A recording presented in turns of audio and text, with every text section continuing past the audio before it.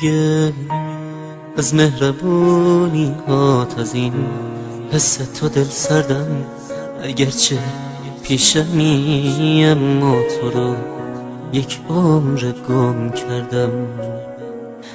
اگر رفتی نیار یادت چه قولایی به من دادی، به فکر من نباش اصلا، برو عشقم تو آزادی.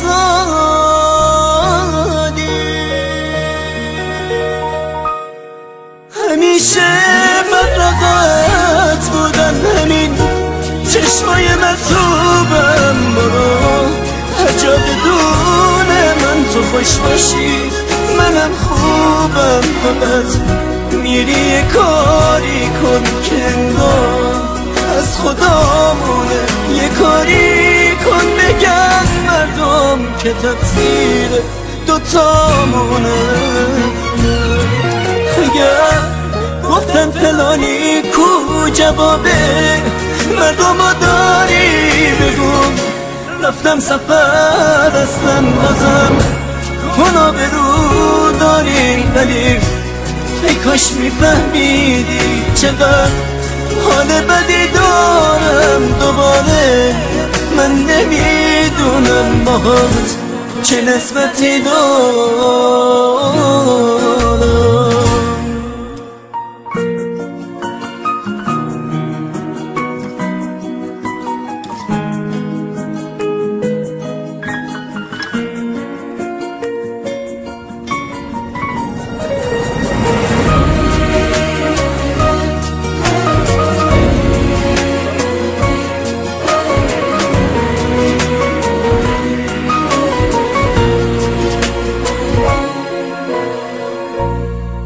نمیتونم بگم حبسی نمیذارم، رها باشی نه با من، فکر تو رو من نمیتونی جدا باشی. بهم خوبی نکن شاید بیافتی از سرم، ساده داره میگیرتت از من همونی که تو رو داده.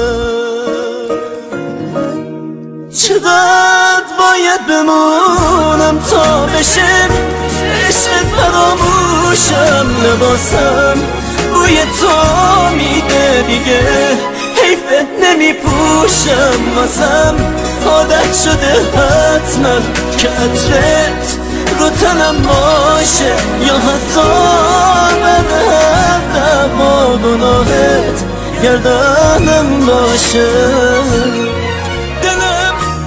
لک میزنه واسه دلم، لک میزنه واسه زمانی که ازم دوری، ولی در خاطرم هستی دیگه اینجا شو مجبوری. اگر حرف من باشه هنوزم مردم مغرورم، ولی میرم تو خوش باشی منم اینجا شو مجبورم.